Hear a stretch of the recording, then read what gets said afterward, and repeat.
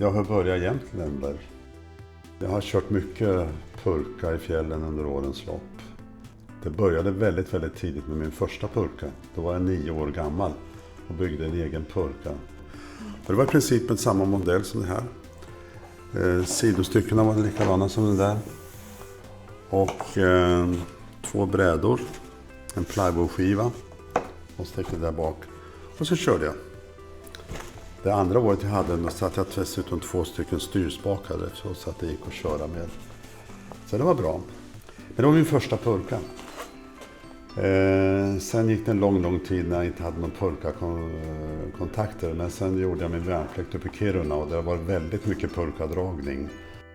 Och därefter fortsatte det med pulkor.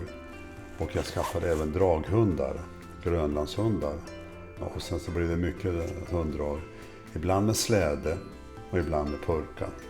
Och jag kom ganska snart underfund med att jag ville ha den här, man kan säga den gamla klassiska tobogganmodellen.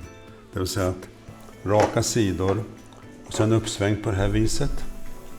För då blir den stabil med mycket plats att packa i och så vidare. En bred bärande yta. Det handlar ju om hur mycket vikt man hade per kvadratcentimeter för att inte pulkan skulle sjunka för mycket. 1975 flyttade vi hit till Jämtland, min fru och våra barn.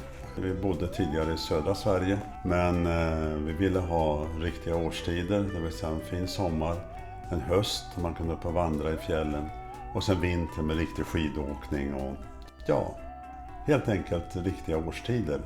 Och det har vi i Jämtland här uppe, så det passar väldigt bra att hålla på med den här typen av verksamheter. Tältverksamheten har vi också hållit på med, det är 50-årsjubileum sedan vi startade 1971. Och det tog vi naturligtvis med oss upp till Jämtland när vi flyttade hit också. Så det passar bra, det är nära till testterräng och vädret omväxlande, så att för tälten har det varit bra och jag tror att det kommer att bli väldigt bra med pulkarna också. Nu har vi varit igång med dem i 3 år är det väl ungefär som vi gått ut offentligt. Och vi har tillverkningen och allting liggande här också. Olika underleverantörer här runt om i Jämtland. Så namnet Jämtlander passar bra.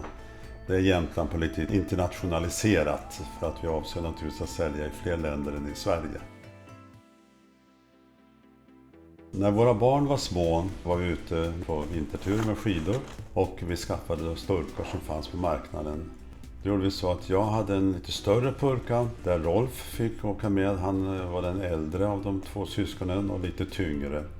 Till Renate köpte vi en mindre pulka. Hon skulle dra Petra. Vi tyckte att en mindre pulka skulle vara lättare att köra. Vi upptäckte snabbt att det var precis tvärtom. Den större, bredare pulkan och längre brastyta, den gled upp på snön. Medan den mindre pulkan, även om den var lättare packad, så grävde den lite mer i snön och den blev mer känslig om det var skidspår och det tippade och så vidare.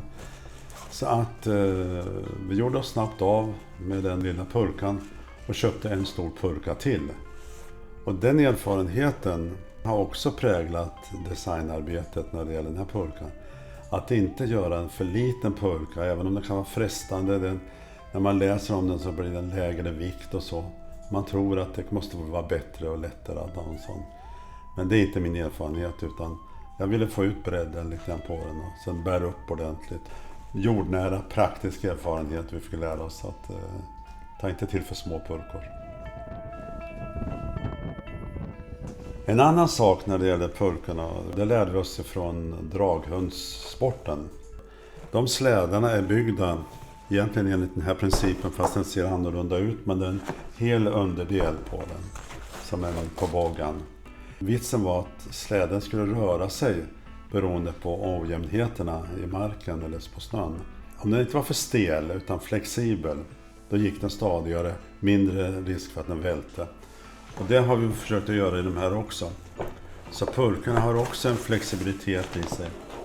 De följer terrängen på ett bättre vis. Det var också en rent praktisk erfarenhet som hundslädesbyggare i Alaska eller i norra Kanada och så vidare har lärt sig sedan hundratals år tillbaka. Det försöker vi att med moderna medel efterlikna när det gäller pulkorna. Det är många, många år sedan vi började och det blev mycket produktutvecklingsidéer och lite turer här och var och en del var bra och en del var inte bra, men nu har vi fastnat för det här ungefär. Och det bygger fortfarande lite grann på grundprincipen som när jag var 9 år gammal. Samma grundprincip som det här. Och som man har använt under årtusenden på olika ställen inom det norra halvklotet.